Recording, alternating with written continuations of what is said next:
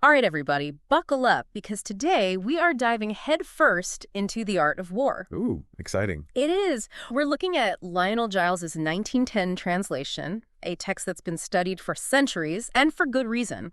We're going to unpack why it's still so incredibly relevant today. And sure, it's an ancient Chinese military treatise, but trust me, this isn't just about battles and armies, okay?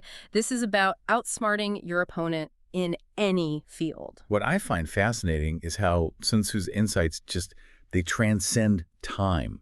Yeah. Giles's translation gives us this window into these principles of strategy, planning, understanding human nature. And honestly, they're just as powerful in a boardroom negotiation today as they were on those ancient battlefields. Absolutely. Okay, so Sun Tzu, he doesn't beat around the bush, right? He comes right out and says war is a matter of life and death, a path to either safety or ruin. He's basically saying, like, listen up, folks, this is serious business. Yeah. And then, bam, he lays out his 5 constant factors, almost like, a cheat sheet for success. Like, he knows we need it spelled out. Yeah, I love it. right. So these factors, we're talking moral law, heaven, earth, the commander, and method and discipline. They're surprisingly relevant today. Think about it.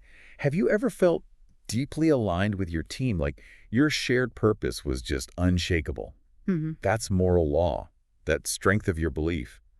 Sun Tzu says that is a powerful advantage. So he's saying, like, your inner game is just as important as your outer game, right? Exactly. Then you've got heaven and earth, which, they represent understanding your environment and timing. Is the market right for your idea? Are you launching at the right time? Right. That's Sun Tzu in action. And of course, the commander, that's leadership, plain and simple. And then you've got method and discipline. I mean, that's crucial for any goal, right? I mean, whether it's sticking to a workout plan or seeing a project through to completion. Absolutely. Consistency is key. Sun Tzu understood that victory favors the prepared. He even compares these two reelers and analyzes them based on these 5 factors. It's almost like he can predict the outcome of a battle before it even begins. It's wild. Imagine having that kind of foresight in business or even your personal life, right? But here's where it gets really interesting, okay? Sun Tzu, he was a master of deception. Oh, absolutely. He says, and I quote, all warfare is based on deception. The element of surprise. That was key for Sun Tzu. He knew that if you could control the terms of engagement, you already had a significant advantage. Okay, so how do you actually do that? How do you control the terms of engagement? By being unpredictable. Sun Tzu advises us to seem unable when we're actually ready to strike and appear inactive when we're using force. It's about keeping your opponent guessing, even misleading them. Okay, so it's like a magician using misdirection, right? I like that. They make you look one way while they're setting up something amazing somewhere else. And you're left completely surprised, like, how did they do that? Exactly. Think about a business negotiation. If you reveal your strategy too early, you lose all your leverage. Sun Tzu would tell you, keep those cards close to your chest. Oh, absolutely. Or even in a job interview. You want to highlight your strengths, obviously, but you don't want to give away all your secrets before you've even gotten the offer, right? Exactly. It's strategic disclosure. Yeah. And this isn't limited to the boardroom or the battlefield. Think about just your everyday interactions. Even a little bit of strategic mystery can go a long way in your personal life, too. It makes you seem more interesting. Right? Exactly. Okay, so we've talked about the importance of, like, the inner game, right? And the power of deception. But Sun Tzu, he wasn't just this brilliant strategist. Right. He was also surprisingly pragmatic about the cost of conflict. And I'm not just talking about the human cost, although, of course, he acknowledges that's a given, unfortunately. But Sun Tzu was also acutely aware of the economic toll that conflict takes on a nation.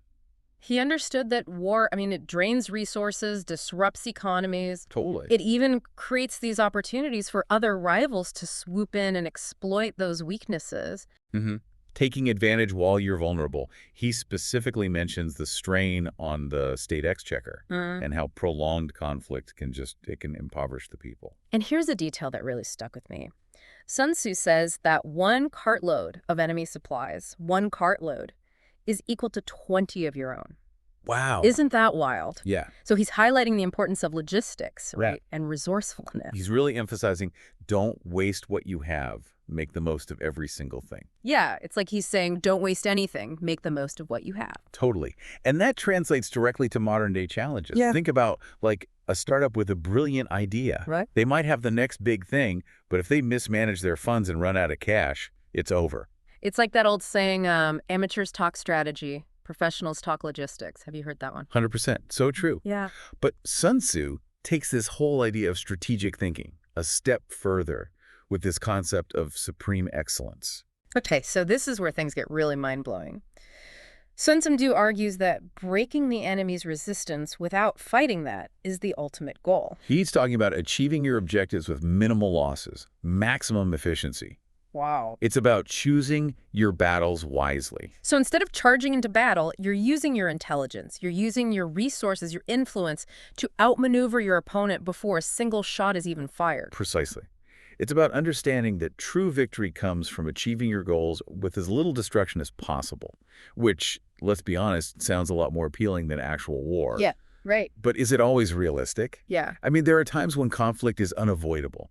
So where do you draw that line between strategic maneuvering and, well, just giving up? Right, where is that line? That's the million-dollar question, isn't it? And it's one that we grapple with even today. I mean, look, Sun Tzu's not saying that all conflict can be avoided, but he is acknowledging that the ideal outcome is to achieve your objective without a destructive confrontation. It's about exhausting all your other options first. So before before you declare war, you're exhausting all other possibilities, negotiating, compromising, trying to find common ground. Yeah, exactly. And if those efforts fail, you enter the conflict from a position of strength Right. because you've considered all those other angles. You've explored all the options. You've done your due diligence. Right, and you can stand by your decisions. Exactly. And that's a powerful position to be in. But Sun Tzu, he didn't just focus on the mental game. He also understood the importance of, like, the physical environment, the terrain itself. Oh, he was fascinated by how the landscape could be used to gain an advantage.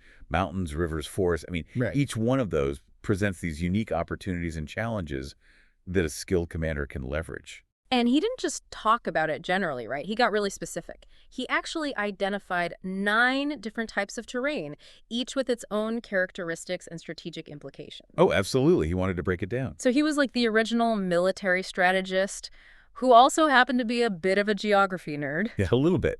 A little bit. But there was a method to his madness, right? He argued that a skilled general must be able to recognize the type of ground they're on and adapt their tactics accordingly. So it's not enough to just have, like, a great battle plan. Right. You need to be able to adjust that plan on the fly based on the ever-changing circumstances of the terrain. Exactly. Sun Tzu even uses the metaphor of water to describe this concept, which I love this visual. Okay. He compares a skilled general's awareness of the battlefield to how water flows effortlessly around obstacles, always finding that path of least resistance. Wow. It makes you think, how often do we, just try to force our way through challenges instead of adapting our approach? Like water. It's a powerful metaphor for navigating the ups and downs of life, wouldn't you say? Whether we're facing a difficult negotiation, a career transition, or even just trying to make sense of our own personal challenges. That ability to be adaptable, to be like water, is so essential for success. So we've talked about the importance of the inner game, the power of deception, the cost of conflict, the concept of supreme excellence, and even like the strategic use of terrain. We've covered a lot. But there's one more element of Sun Tzu's playbook that we can't ignore, and that's the role of intelligence and espionage. Oh, sneaky. Right. Sun Tzu, he understood that knowledge is power, especially in warfare. 100%. He dedicates an entire chapter to the importance of spies, Wow. emphasizing the need to cultivate this network of informants who can provide you with valuable intel on the enemy. He even calls it the divine manipulation of the threads. I love that. It sounds so intriguing. It does. It makes me think like you're seeing the battlefield from above, with all of its hidden pathways and secret tunnels. Exactly. You've got the blueprints. Sun Tzu believed that to truly understand your opponent's intentions and their capabilities, you need to have eyes and ears everywhere. Okay, so he wasn't just talking about, like, planting a few spies behind enemy lines, right? Right. He had a whole classification system for different types of spies, He did. each with their own unique role to play in gathering information and sowing discord. It's fascinating. It is. So he talks about local spies, who are essentially residents of the area that you're interested in. These are the people who know the lay of the land, they know the local customs, and all the rumors that are circulating through the streets. They're your eyes and ears on the ground, Exactly. providing valuable insights into the enemy's movements, their morale, all of that. They're like embedded. Exactly. Okay, then you have inward spies. Ooh, juicy. Right, and these are officials within the enemy's ranks, maybe even someone like high up. Imagine the intel they could provide. Oh, talk about getting inside your opponent's head. Right, but it gets even wilder. Sun Tzu also talks about converted spies. Okay, so these are enemy spies that you've, like, flipped. You got it. Turn them to your side. I mean, how do you even pull that off? What's to stop them from double-crossing you? Excellent question. Right. Sun Tzu emphasizes treating those converted spies very, very generously, rewarding their loyalty, and of course, ensuring their safety. It's like this delicate dance of trust and manipulation, You could say that. but it makes you wonder what kind of person becomes a double agent. That's a whole other deep dive. Right. It takes a certain personality type to thrive in that world of shadows and secrets. For sure. Okay, so we've got our local spies, our inward spies, our converted spies. What about these other types of spies that Sun Tzu mentions, doomed spies and surviving spies? What's their role in all of this?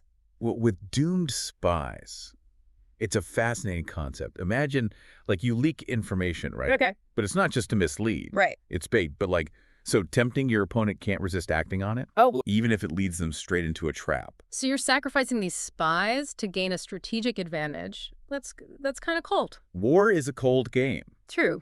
Even if it's fought with information, Yeah. doomed spies are all about shaping the enemy's perception, creating this false sense of security, or even just leading them down the wrong path entirely. It's like a shill game, right? Like you distract them with one hand while you make the real move with the other. 100%. And what about surviving spies? They sound a little more hopeful. These are your boots on the ground. They're sneaking into enemy camps.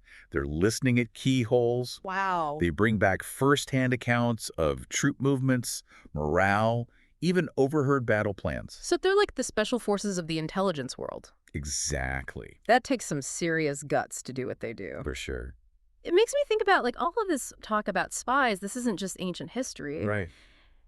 Don't we use these same tactics in the business world today? Absolutely. Yeah. Think about, like, competitive analysis companies constantly trying to gather intel on their rivals. What products are they developing? What are their marketing strategies? Who are their biggest clients? Right. It's all about gaining that edge. And it's not even just big corporations, right? It's like even small businesses, entrepreneurs. They're always trying to figure out what their competitors are up to. All the time. It's essential. Yeah. And then there's market research. I mean, businesses spend a fortune trying to understand consumer behavior. What do people want? What are they willing to pay for? What influences their purchasing decisions? It's all about gathering the information to make those smarter decisions. And let's not forget about social media. I mean, come on. Companies are using data analytics to track consumer sentiment, identify those influencers, and even predict, like, future trends. It's the modern-day equivalent of Sun Tzu's divine manipulation of the threads. We're all connected now. And it's created this massive web of information that can be used for strategic advantage. A little scary, right? Can be. Okay, so we've established the intelligence gathering. I mean, it's just as relevant today as it was back in Sun Tzu's time. Absolutely. But he wasn't naive about the challenges of, like, managing a network of spies, right? He knew that information is only as good as the source. He stressed that you can't just blindly trust every rumor, every whisper. You have to be able to assess the credibility of your sources, recognize any biases, and just, separate fact from fiction. Which I'm sure is even more difficult when you're dealing with, like, actual spies who might have their own agendas. 100%. That's why Sun Tzu, he emphasizes the importance of having a really clear understanding of your own goals and your own motivations. So you need to know what you're fighting for, what you're willing to risk, what you're ultimately trying to achieve, right? Yeah. Otherwise, you risk just getting completely lost in this web of, like, intrigue and deception. He also warns against becoming overly reliant on any one source of information. Don't put all your eggs in one basket. Exactly. Yeah. It's about diversifying your sources, cross-referencing information, always looking for those multiple perspectives. So in a way, Sun Tzu was advocating for, like, a kind of intellectual skepticism, right? Like, don't just accept things at face value, question everything. Be discerning Yeah? and trust your gut. Sometimes the most valuable intelligence comes from your own intuition. your own ability to read people, read those situations. That feeling you get when something's just not quite right, even if you can't put your finger on it. Exactly. Sun Tzu would say, pay attention to those feelings. Those are often based on subconscious observations and patterns that your conscious mind hasn't even picked up on yet. That's fascinating. It's like he's saying we all have a bit of a spy inside us. We do. We just need to learn how to listen to it. Exactly.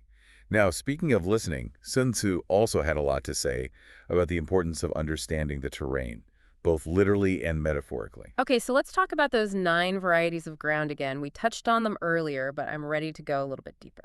Okay, so he breaks it down into these categories, like dispersive ground, which is essentially like your home turf, Right. the territory you know best. Okay, so you would think that that would give you an automatic advantage. You would think so, right? Yeah. But Sun Tzu warns us against complacency. He says that even on home ground, you need to be vigilant. You need to be prepared for the unexpected. So even when you think you know the terrain, like the back of your hand, there's always that risk of being surprised. Always, always. Okay, so what about facile ground? Facile ground. That's territory that you ventured into, but it's not too far from your base of operations. Okay, so you're testing the waters a little bit, seeing what's out there. Exactly. And Sun Tzu's advice here is to maintain really clear lines of communication and coordination within your ranks. Makes sense. The further you get from home, the more important it is to stay connected. Exactly. He also talks about contentious ground. This is the territory that both sides are vying for. It's a strategically important location that could determine the outcome of the whole conflict. So the stakes are high. Very high. Sun Tzu says that on contentious ground, you need to be prepared to move really quickly and decisively. You need to be able to secure your gains, but also retreat if necessary. So be both aggressive and adaptable. 100%. Mhm. And then there's open ground.